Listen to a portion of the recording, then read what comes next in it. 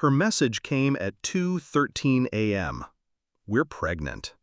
I stared at the screen for 13 minutes before blinking. Not from shock, though that would come later, but because I was counting. Pregnant.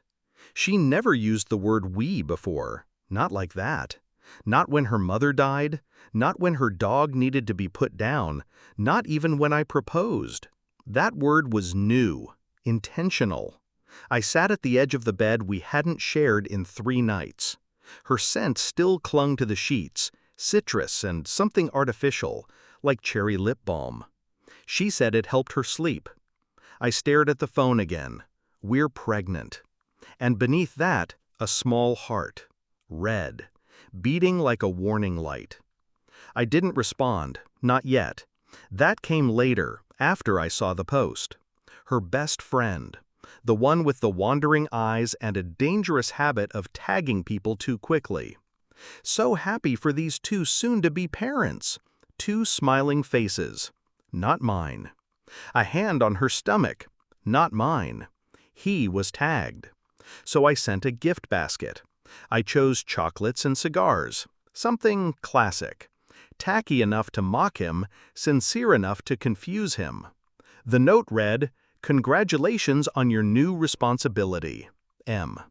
The basket arrived at his office around 11 a.m. That's when the texts started. Hers first. "What the hell did you send Kevin?" Kevin. There it was.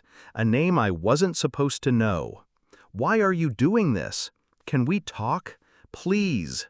The best friend deleted her post, but the damage was done.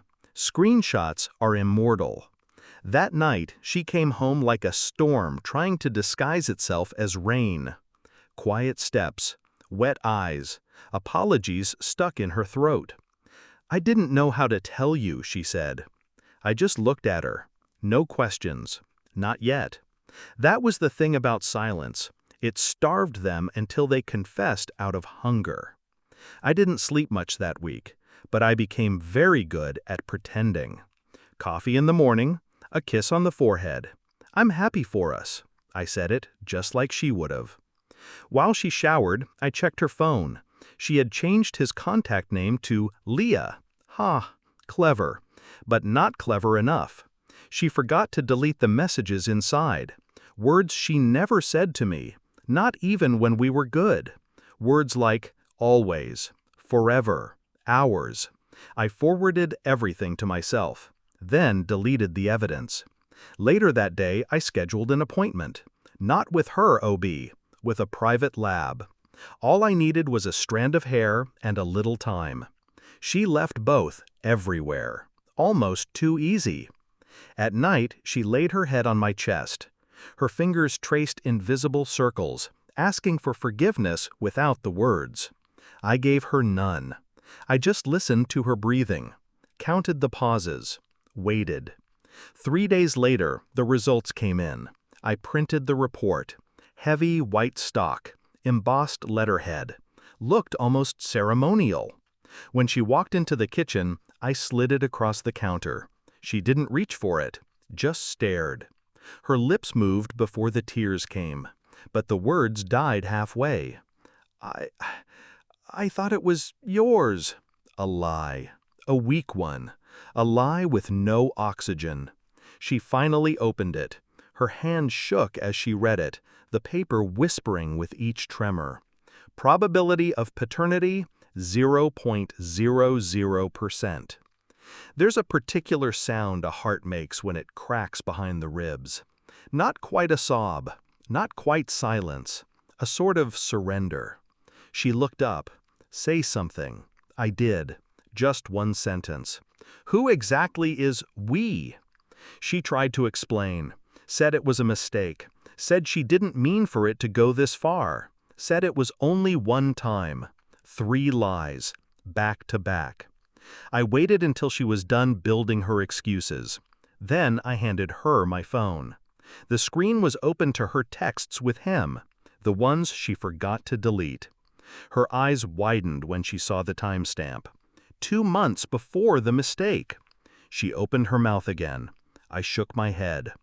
Then I reached behind me, picked up the sealed envelope I'd left on the counter earlier. Her name, written in my handwriting.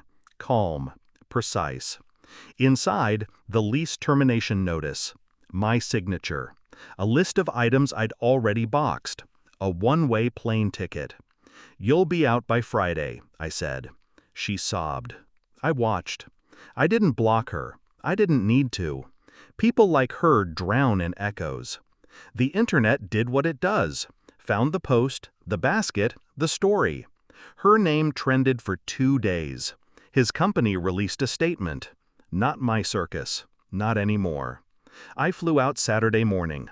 Watched the city shrink beneath me. Lights flickering like dying stars. People say betrayal feels like fire. They're wrong. It's colder than that. Quieter. Like standing in the snow long enough that the numbness feels like warmth. I looked out the window. Didn't smile, didn't cry. Just breathed. And finally felt nothing. Let them raise what they created. I buried what they destroyed.